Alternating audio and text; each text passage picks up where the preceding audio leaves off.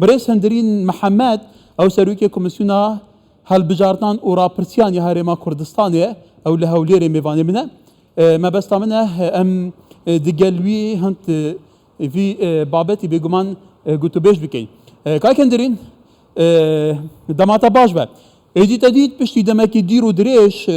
نقاشك جديد نابرا آليين سياسي بتايبتي هردو آليين سركه بارتي ويكتي در انجام دناوا پارلمانی دا او بو پارلمانتاران اف یکی هاتا اکلایی کرن کو کمیسیونا هالبجارتان و راپرسیه بیت اکتیف کرن خورد کرن که هاتا گلو اف بریاره حتی چند وی هاندر بکوهم بکاربن د توقیت خدا د دم خدا هالبجارتین خلاصشم یا پارلمان کردستان بره ببن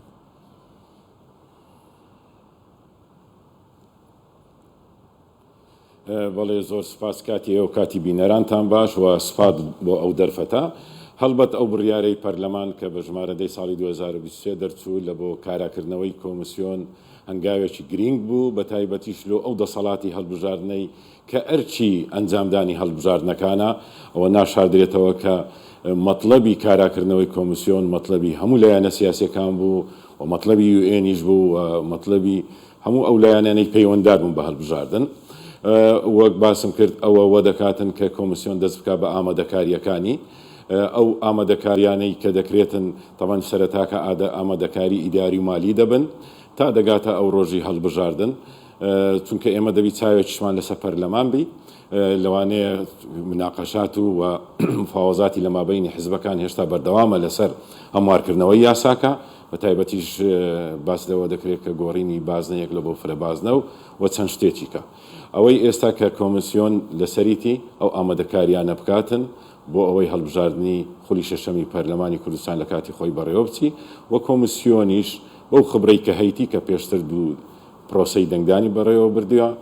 و بە هاوکاری یوئێنیش و بە هاوکاری کۆمسیۆنی عێراقیش کە تەوان داوای لێ دەکەین هەرچی لەم پەر و گرفتەوی ئینشاڵڵا لەبەردەم ئەنجامدانی ئەو هەڵبژاردنە نایەتە پێش و لای دەبێت. ولی کاکی هندرین بگمان زور دمه که تو سرپرشتگاه پیواژه هالبجارتان لکردستان دیگه بری دروز بونا و کمیسیونی و دروز بونا و کمیسیونی تو یکم سروکی و کمیسیون هالبجارتان راپرسی تو زانی جوی دمی به بریار سروک بارزانی چاوات بود آمازراندن بود چه مباز که واتا او رکارن کو کمیسیون پیاد که اکتیف کرده نوا پارلمانی دا گلو حتی چند بدید نوا فعلا رکارن یاساینا و رکار رواخیا درز گرتیه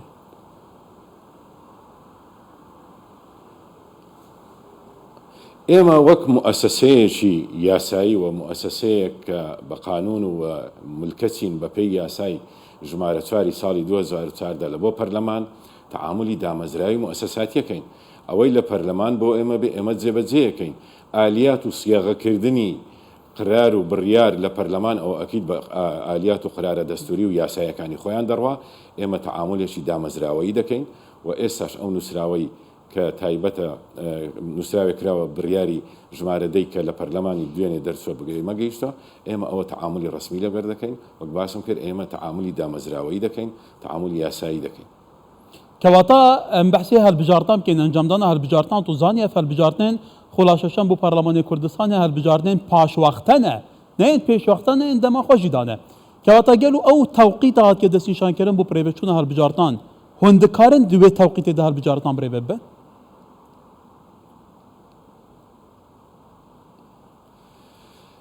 کۆمسیۆن بۆی نییە خۆی بدستەوە لە ئەو ئەرکەی کە بە یاسا لەسەری دانراوە کە ئامادەکاریە بۆ هەڵبژاردنەکان هەر وەک هەڵبژاردنەکانی پێشتریش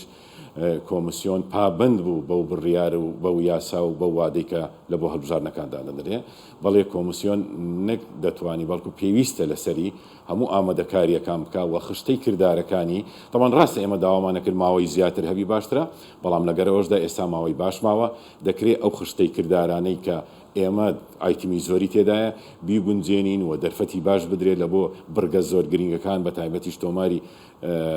بایۆمەتری و هەروها وەرگرتنی ناوی کاندیدان دائیمەن ئەو دوو چالاکیە کاتی زۆرە بە بیگونجێنین و هەموو پێداویستەکانیش لەو فترە لە بۆ ڕۆژی دەنگدان ئامادە بکرێ بە تایبەتیش دەمەی ئەوە باس بکەم بەڕاستی بەسپاسەوە حکوومەتی هەرێم پاڵپشتی ئەو پرۆسە دەکات لە ڕێی نووسراوێکی فەرمی کە ئامادەباشی دەربڕیەوە هەموو مؤسساتی حکوومەتی ڕاستپاردووە کە هاوکاری کۆمسیۆن بکەن بە تایبەتی لە هەندێک بواری ئیداری و بە بواری عقود و مالی ئەوە پێویستی بە هەندێک ئیسیسناءاتە چونکە ئەوە کاتی زۆری دەکرێت لە ڕێ ئەو هاوکاریانە ئەو مدەدە قانونیانەی تایبەتن بە تایبەتی لە ئەو گرێبەستانی کە لە بۆ مەوادی حساس لە دەرەوەی وڵات دێن کەم بکرێنەوە بۆ ئەوەی هەموو ئەو ئامادەکاریانە ئامادە بن بەر لە ڕۆژی دەنگدان بۆ ئەوەی خەڵک لە ڕۆژی دەنگدان کە دەستە بنکەکان هەموو شتێک ئامادە و ڕێکپێک بی. ولی کاکەندرین بەریا شانوشان سەرۆک بارزانی داخواست جاریان کردبوو و بەریا هەژدەی مەهێ بجivin تایبەتی یەکێتی پارتی ji bo ku ئامادەکاریên berax bênekirin 6 mehan pêwîst e ku hilbijartin birêve biçe. Ev deme hata paşxistin piştî 5 rojan wî demî komisyon hata aktivkirin. Îro 23 mehê kewata gelo ev biryara parlemanî gehşke destê we ev demê li berdestê we de ya demekê guncayê ku ji aliyê teknîkî û îdarî ve hîn bikarbin serpereşiya vê pêvajiyê bikin.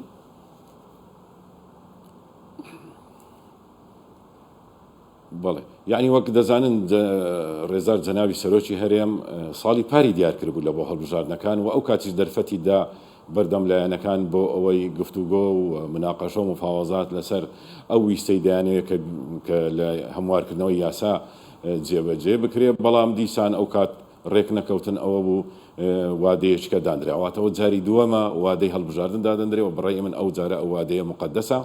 و کۆمسیۆن لەو ماوەی کەمایتی بەڵێ هەموو ئامادەکاریەکان دەتوانی بکاتن ئەمن بە خبرەی خۆم کەەوە 20 ساڵە لە هەڵبژاردن ئیشەکەمەوە لە کۆمسیۆنی عراقی بەڕێوەبەری بوومە بەڕێوەبەری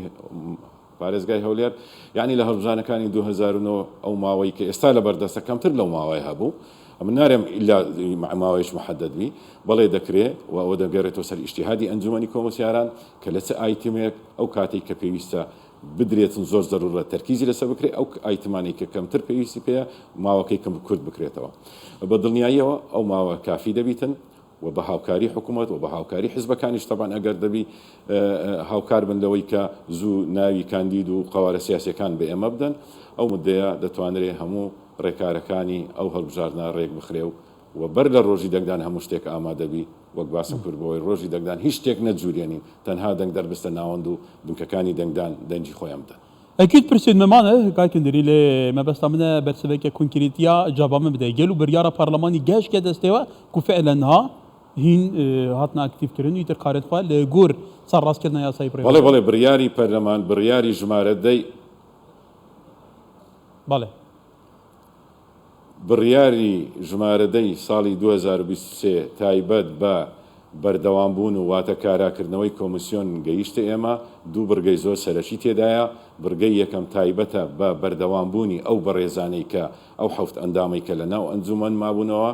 ئەوانە بەردەوامیان پێدرا بەپێی ئەو بڕیارە و ئی دووەمیش ئەوەیە دوو بەڕێزیت کە وەک ئەندامی ئەنجومەنی کۆمسیاران دەستنیشان کران هەموو لە یەک دەزانن کە دوو شاغیر هەبوو دوو فەراغ هەبوو لە ئەنجومەن ئەو دوو فەراغەش پڕکرانەوە کەواتە ئێستا ئەنجومەن بە نۆ ئەندامەوە کارا کرایتەوە و ئامادەیە لە بۆ چوونە ناو ڕێکارەکانی ئەو هەڵبژاردننی مانجی یاستە. زۆر سەرنجەیەکی شوان سەرنجان سەبارەتی تومارە دەنگدەرانە کاکەندرین divê tumerê de gel û heta çendê we tumareke rêkûpêk amade kiriye. Ya dîtin jî ki pirsa min ew e çi dem berdest heye çand wext heye ji bo ku qewara xwe tumar bikin. Kengî ev prosesê wê dest pê bike. مەسەلەی تەوقیتات بەڕاستی ئەو جارە ئێمە وە دەکەین تەوقیتات زوو ئیعلام بکەین بۆ نمونە لای حزبەکان زۆر گرنگە بزانین نوێکردنەوەی تۆماری دەنگدەران چەندە بۆ نمونە گرنگە لای حزبەکان بزانن ماوەی تۆمارکردنی قەوارە سیاسەکان چەندە زۆر گرنگە لای حزبەکان بزانن ماوەی وە لە چ تەوقیتێک دەست دەکرێت بۆ وەرگرتنی ناوی کاندیدان لای حزبەکان گرنگە لە چ تەوقیتێک دەست دەکرێت بە بانگەشەی هەڵبژاردن ئێمە ئەو جارە ئینشاءالله بە هەوری ئەنجومەنی کۆمسیاران وا دەکەین ئەو تەوقیتە گرنگانە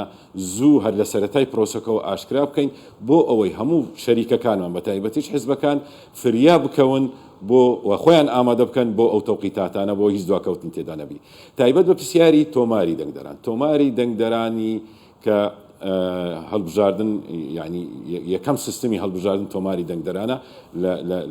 لە بازنەی هەڵبژاردن ئێمە تۆمارێکی دەنگدەرانی خۆمان هەیە و لە 2010 ئیشمان پێکرد ئێستا هەروەک باسم کرد ویستێکەیە و مەقبولیەتێکەیە لەلایەن هەموو لایەنە سیاسیەکان کە تۆماری بایۆمەتری عێراقی بەکاربێ باعتیبار ئەو تۆمارە بێجگە لەوەی داتای بایۆگرافی تێدایە بایۆمەتریشەواتە ڕسم و پەنجەمۆری تێدایە سیقە و ئیطمئینانێک بۆ ئەو داتابێسە هەیە ئێمەش زۆر پێمان خۆشە و لەگەوی ئێنیش پێشتر قسەمان کردەوە و ئێنیش ئامادە بووینە لەگەر کۆمیسیۆنی عێراقی هاوکارمان بن هێنانی ئەو داتابێسە شەوتێکی زۆر باش